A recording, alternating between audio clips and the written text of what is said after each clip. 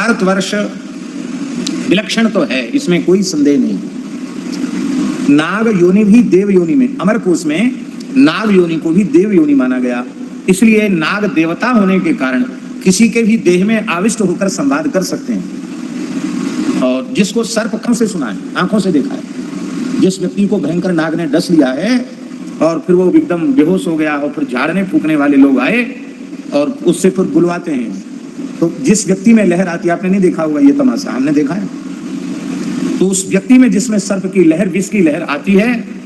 वो कहता है, वो व्यक्ति नहीं बोलता, उस व्यक्ति की वाणी से वो सर्प ही बोलता है कि मैं इतना प्राचीन नाग देवता हूं, मेरे स्थान पर इन्होंने मलमूत्र का त्याग कर दिया अथवा मेरे ऊपर इन्होंने अपना पैर रख दिया और इससे क्षुब्ध होकर मैंने इसको डस लिया और इसको मैं छोड़ूंगा नहीं। फिर वो कहते हैं कि नहीं, कई बार ये भी कहता कि इसने पूर्व जन्म में हमारा वैर किया था और इसलिए मैंने उस जन्म में भी इससे बदला लिया, इस जन्म में भी बदला लूंगा। फिर वो झाड़ने वाला उससे संवाद करता है, बातचीत करता है और फिर ये भी कहता है कि अब मंत्र के अधीन, मंत्राधीनाश देवता अंत में कहते हैं कि गंगाजल स्पर्श करो, गंगाजल पूर्वक शपथ लो कि अब हम इसको मारेंगे नहीं, अब जहर हमारा उतर जाएगा, हम छोड़ के जा रहे हैं, अब हमारा बैर खत्म। तो वो व्यक्ति गंगाजल उठा लेता है, उसके बाद जीवन में उसको फिर सर्प नहीं काटता। ये आज भी चमत्कार है। अभी हमारे जड़खोर गोधाम में एक बटुक ब्रह्मचारी की माता जी को सर्प डस गया और वो भयंकर जहरीला सर्प था, पहाड़ जंगल तो है ही है, और उसको ले गए भरतपुर हॉस्पिटल, भरतपुर ले गए उसको। वहाँ डॉक्टरों ने कहा कि इसकी तबीयत बहुत सीरियस है, मतलब एक प्रकार से ऐसा कहें कि डॉक्टरों के काबू से बाहर थी उसकी स्थिति। यहाँ सूचना आई, अब क्या किया जाए, हॉस्पिटल में तो है लेकिन सघन चिकित्सा में है और अभी स्थिति बहुत खतरे में है।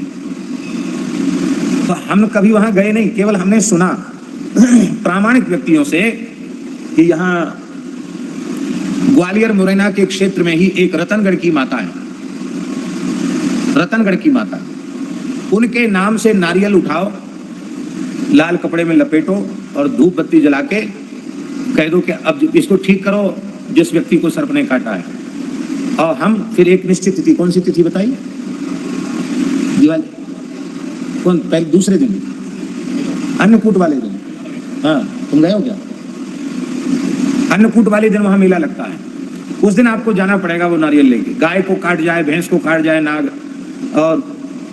जहां काट जाए वहीं से, वहीं की धूल मिट्टी उठा के जय रतनगढ़ की माता कह के बंद लगा दो, वहां से आगे जहरी नहीं चढ़ाई। हाँ हाँ, एक नदी है, नदी पार करके जैसे व्यक्ति जाता वहां बेहोश हो जाता, भस्म भी रखते हैं।